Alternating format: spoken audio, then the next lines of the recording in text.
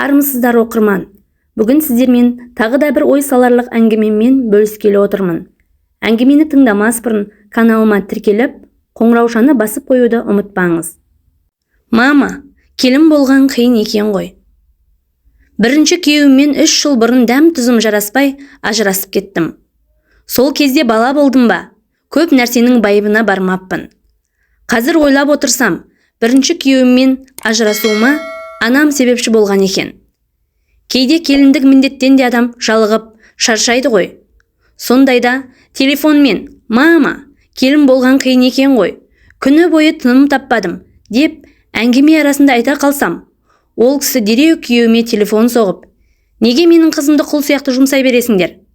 Бір шетіне шығыспайсың ба?» деп ұрсып беретін. Мен үлкенімді босанып, перзентханадан шығатын күні енем аяғын сындырып алып, күйеуім соны ауруханаға апаратын болды да, мені шығарып алуға келе алмады. Сол күні мамам бұлқан-талқан болып ашуланып, мені таксимен төркініме әкетіп қалды. Ертеңіне баласын көруге алып ұшып жеткен күйеуімді жер-жебіріне жетіп ұрсып, сырттан қайтарып жіберді. «Сендерге перзент керек емес екен. Шешеңді апаратын басқа адам таппай қалдың ба? Қызым жесір әйел сияқты, ешкім жоқ адам сияқты роддомнан шықты» деп сөйледі. «Далада жатқан қызым жоқ. Сендерге бала керек болмаса, өзім-ақ қараймын. Ішіме сыйған қызым сыртыма да сыяды» деп ақыры бізді ажыратып тастады. Балам жасына толғанда анама қалдырып жұмысқа шығып кеттім. Былтыр бір жігітпен танысып, әңгімеміз жарасты.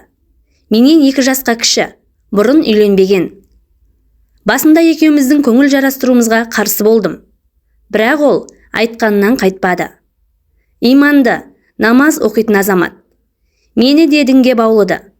Бірте-бірте бұрынғыдай ашық-шашық киінуге ұялатын болдым.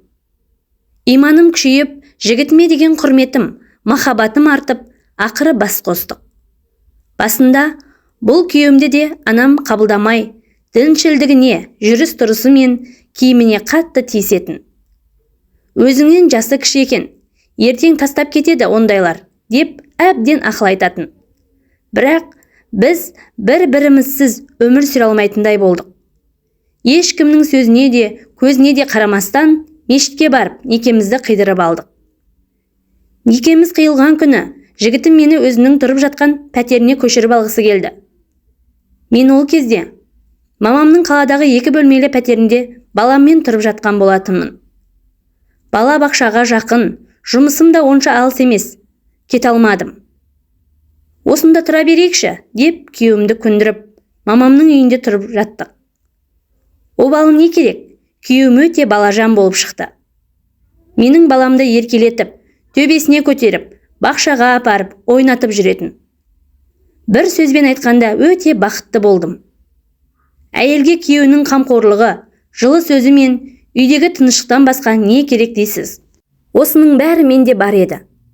Анам, інім мен келінім ауылдағы қара шаңырақта тұратын. Қыстыгүні тура баяғы енем сияқты анам да мұзға тайып құлап, жамбасын сындырып, қалаға ауруханаға келді. 10 күнде емделіп болған соң, мен қаладағы үйде қаламын, әжетханасы жақын, жылы жер керек деп біздің үйге келді. Мамама қараймын деп, тұрмыс құрмаған сіңілім де қосыла келді. Сіңілім қалада жұмыс істейтін. Сонымен аядай ғана 2 бөлмелі пәтерде бәріміз қыстырылып жүрдік. Басында мамам күйеуімен емін-еркін әңгімелесіп, бірге шай ішіп, күліп ойнап отыратын. Біз азанда кетеміз, кешке жұмыстан шаршап келеміз. Артық ауыз әңгімені айтпай, уақытымыз да болмай жүрді. Бірақ не түлен түрткенін білмеймін. Бір күні кешкісін аяқ асты шала бөлініп, мына үйге топырлап бәріміз сыймай жатырмыз. Күйеуің өз үйіне барсын деп бәріне естіртіп сөйледі. Күйеуімнің түрі өзгеріп кетті. Бірақ ештеңе деместен киім кешегін жинап, менімен жылы қоштасып шығып кетті. Қазір 2 бөлек өмір сүріп жатырмыз. Анда-санда келіп кетеді. Кейде мен барып тұрам. Балам да әкесін сағынып, сұрап жүр. «Бөлек шығайық, мен сені алып кетейін» деп бірнеше рет айтты. «Мама, мен онда күйеуімнің пәтеріне көшіп барайын деп едім. Мамам, саған шеше емес, бай керек екен» деп айтып салды. Менің төсек тартып жатсым мынау. Мені тастап кете бересің бе деп өкпеледі. Дәл сол уақытта күтіп отырғандай сіңілім де жұмысына шығып кетті. Мен бұлай өмір сүре алмайым. Бір жағына шық деп күйеуім де қоймай жатыр. Мына жақта анам миымды жеп қоятын емес. Күйеуіммен қосылғанымды қаламайтын сияқты. Сол түбі адам болмайды, жүрегім сезеді деп жақтырмай отырады. Екі түйенің ортасында қалған шыбындай шырқырап жүрмін. Анамды да ренжіткім келмейді. Күйеуімнен де айырылып қалудан қорқамын. Не істерімді білмеймін. Я, өмірде қанша адам болса, сонша тағдыры бар.